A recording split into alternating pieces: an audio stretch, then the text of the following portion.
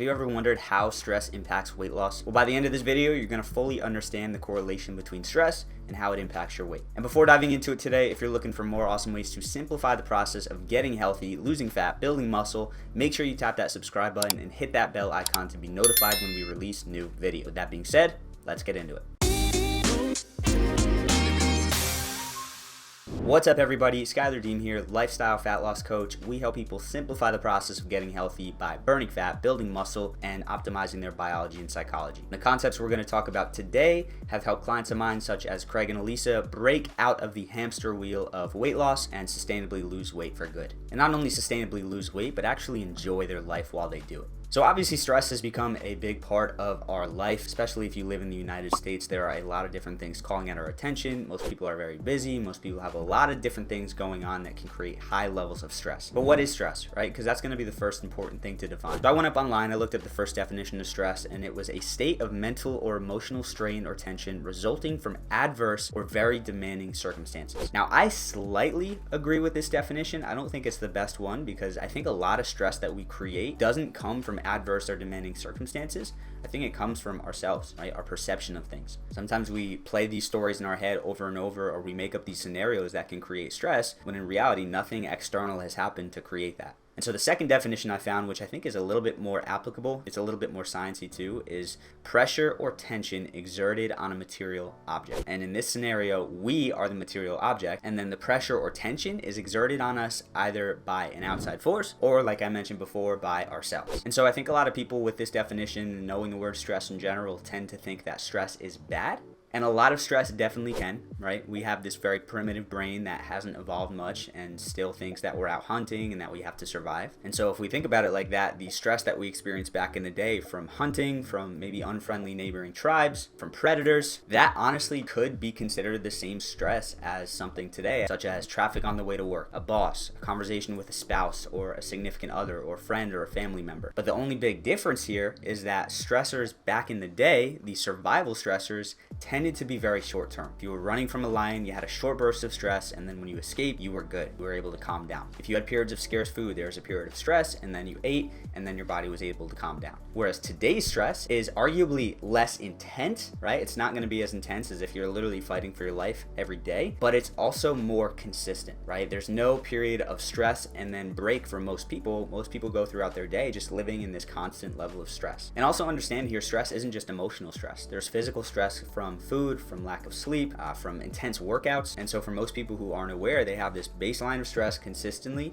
that's continuously wearing and tearing on their body. And that's kind of the point I want to make here, is that if you have periods of stress and then recovery, that can actually be a good thing. It's something called Eustress. And so this type of stress allows you to experience something, and then when you recover, it allows your body to adapt, to become stronger. One of my favorite examples here is weightlifting, right? Weightlifting is a very intense stress, but if you do it right and then you break and you allow your body to recover, your body comes back and it's stronger. And so the problem that most people are running into here is they're turning these short-term stressors and they're just stacking them on top of each other into long-term stressors. Now, we all know at this point that stress is pretty negatively impactful.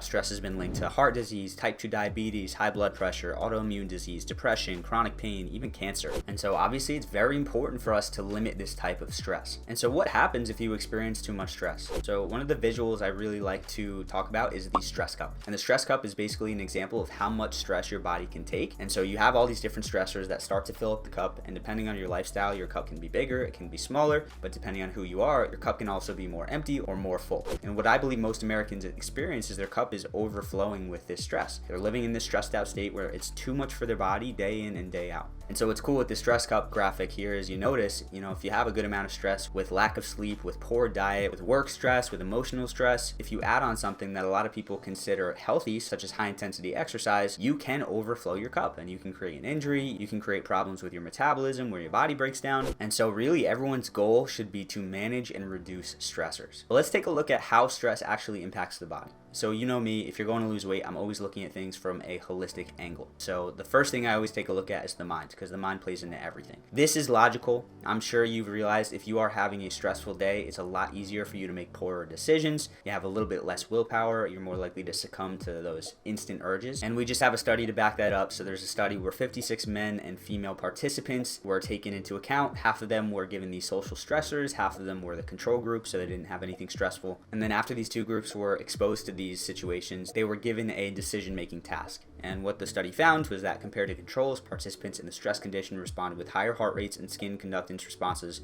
reported more negative effect, and on the decision-making task made less advantageous choices. And so we got a study, but we don't really need a study to tell us that. So before we get into the physical side of things, I'm curious, on a scale of 1 to 10, how high is your daily stress level on average? Love to hear from you in the comments below. So let's take a look at the physical side of things. So when you are stressed, your body releases a couple of different hormones, one of the main ones being cortisol. Now, just like any other hormone, cortisol is good in regulated amounts, but when you experience high levels of stress, there is a pretty unhealthy spike. And what cortisol does is cortisol actually stimulates your fat and carbohydrate metabolism, which basically creates a surge of energy in your body, which for most people, they refer to this as fight or flight. And while this system is good for legit fight or flight situations, if it's consistently stimulated, this is going to raise your appetite because your body wants to get more glucose for energy. And so what people who are consistently stressed usually find is that they have some pretty high sweet tooth, they usually have cravings for snacks, and they consistently want to be snacking on something to be able to make it through the day. And then there was also a study done in 2015 at Ohio State University where they interviewed women about the stress they had experienced the previous day before feeding them a high-fat, high-calorie meal. And after finishing the meal, this is really interesting, scientists measured the women's metabolic rate, which is the rates they burn calories and fat. They examined their blood sugar, their cholesterol, insulin, and cortisol levels. And the researchers found that on average, women who reported one or more stressors during the prior 24 hours burned 104 fewer calories than non-stressed women. And so that could result in an 11-pound weight gain in 1 year. And along with that, stressed women also had higher insulin levels, a hormone that contributes to fat storage. And so we got to take a look at this. Stress reduces your metabolism, okay? And so if you guys follow my content, you know where I stand in this. Everyone, when it comes to weight loss these days, is talking about how it's calories in versus calories out. But we've got to understand that calories out is something that is such a high variable. We have to start looking at people from the whole. We have to look at things from a holistic angle. You know, when it comes to fat loss, most people are talking about just exercise and diet.